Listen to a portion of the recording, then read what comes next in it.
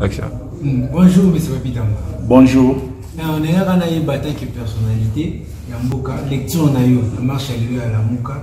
Vous voyez qu'on visite. Qu'est-ce que tu peux dire?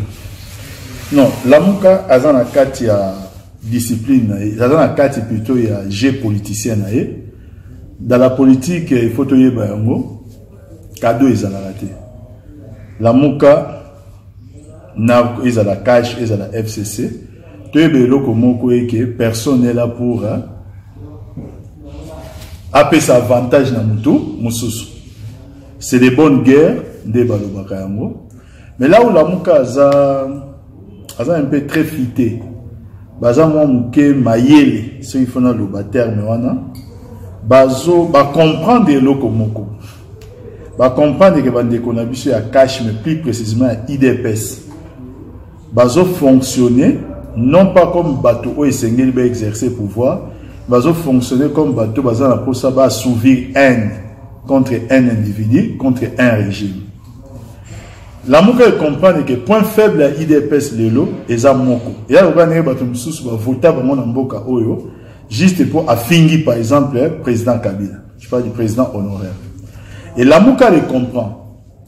Liboso bazaya ki ko tala nanu bisika nini bateau bazo kende. Lelo va comprendre que point commun à bango ezali moko, il faut venir avec un tel discours.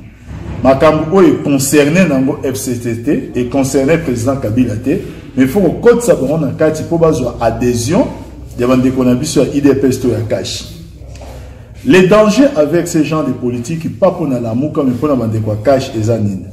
Vous savez la Mouka, basé sur très fité na point moko. Après l'élection, il y a Ronsa Malonda, balobi que notre problème est allé sous élection présidentielle, mais tout ça une évaluation et un processus électoral peut initier la réforme. Mais il y a un mot de vérité des signes. Évaluation et un processus électoral où il est kaki. Vous savez, ça va commencer par quoi? Ça va commencer par présenter une situation d'élection, bureau de vote par bureau de vote. Soyez saigné, salaki a monté, pourquoi? Pourquoi saigné, salaki a monté? Raison est bon. Nous devons tirer les conséquences. Les conséquences, c'est la revendication politique et Koya. Et là, on voit image mona une fois. Et ça, la moutou, à se tenir par équilibre. Ça, on voit aujourd'hui dans il y a télémi koto. Kuna ils a trou. Baza le kolo ya mi ba lekisi nzete boy. Il y a télémi a. Musu so télémi koto. Ba on mi balé bazo bika par équilibre oyo azo pesa na oyo azo pesa na oyo. Mais au hasard côté au monté mabe eleki alingi au hasard côté buna sani akwei ye kwa que so ndekwana akwei ye place za tikali ye moko kokwei ndekwana za kokwei ye moko. Donc c'est un peu ça le problème toujours vivre. La Mouka a utilisé subtilité. Nous regardons biso to regarde totala bande kona biso esika bazo se faire mener plutôt en bateau. L'avenir nous dira quelque chose. Je n'ai pas de conseils à prodiguer à Bandeko. IDPS, ils savent ce qu'ils font, ils ont politique na bango.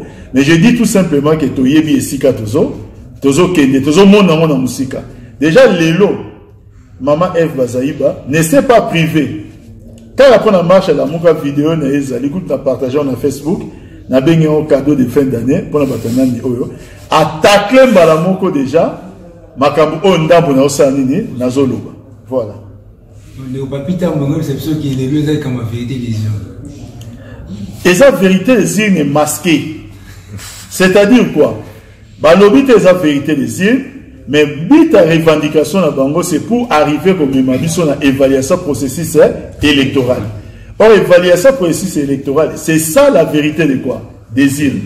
Ce n'est pas moi qui les réclame. Vous savez, s'il faut seulement, peut-être je vais en finir par là, qu'on soit un peu honnête dans la vie. Il y avait trois grands candidats dans l'élection au électoral. Il y avait le candidat Martin Fayoulou, il y avait le candidat Emmanuel Ramazan Chadari et il y avait le candidat à l'époque, Azali candidat Félix Tshisekedi. Lelo Azali, chef de l'État. Il y avait trois candidats.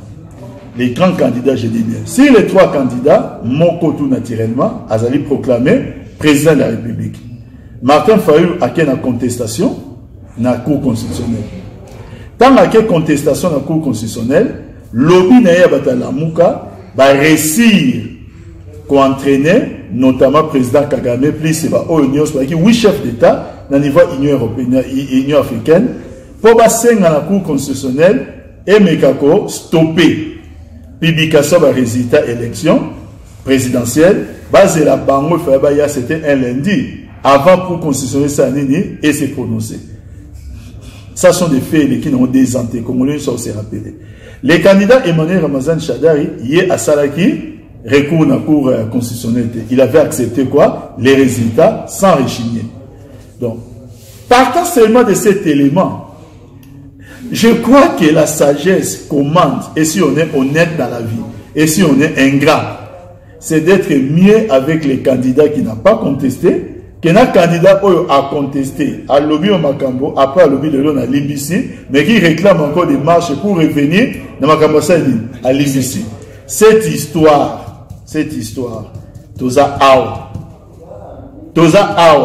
n'a pas un chef pour le barak qui n'a pas prophète. Il y a un but que toza awa. Tu es bien sûr au Kumba Bisso. Merci beaucoup.